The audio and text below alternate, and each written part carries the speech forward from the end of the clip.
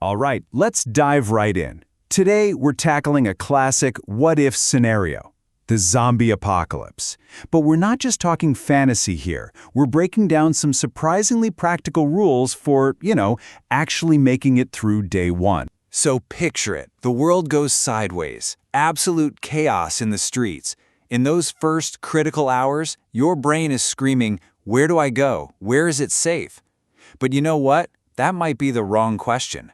The real question you need to ask is, where am I in the most danger right now? Now, you might be thinking, just give me a list of places to avoid. But it's not that simple. What if I told you that true survival isn't about a checklist you memorized? It's about understanding one single, incredibly simple rule that governs it all. And that gets us to the absolute core of this whole explainer. Think of it as a survivor's golden rule. It's the one unifying idea that'll let you look at any location and know instantly if it's a death trap. Here it is, the deadly combination. Number 1, large crowds. More people means more panic and more potential zombies. Number 2, enclosed spaces. Places that box you in and limit your ability to move. And number 3, few escape routes. When you can't get out, you're just trapped. When these 3 things come together, you're in serious trouble. Let's see how this plays out. So let's put this rule to the test, starting with 2 places you could find yourself any normal day of the week. Places that would instantly become the absolute worst spots to be on Earth. First on our list, the subway. And I don't just mean any subway. I want you to picture a huge system, like the metro in Madrid, right at the peak of rush hour. Or maybe right after a huge soccer game lets out. The source material for this explainer uses this perfect Spanish phrase to describe it. Enlatados como sardinas. Canned like sardines. I mean, just imagine that. You're packed in so tight, you can't even lift your arms. It's a textbook trap.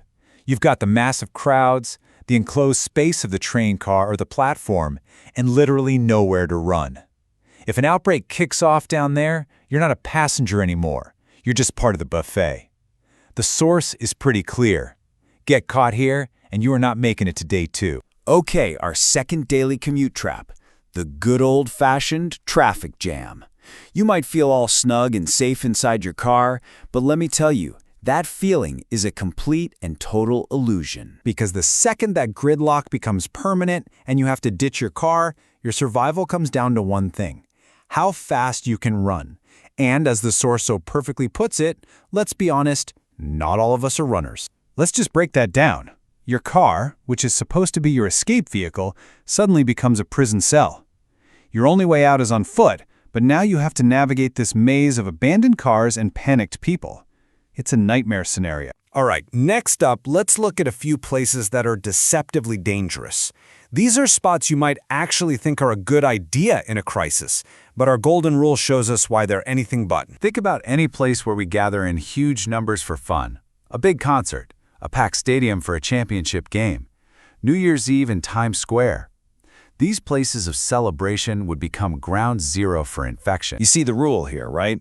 A massive density of people, all herded into a venue with only a handful of exits.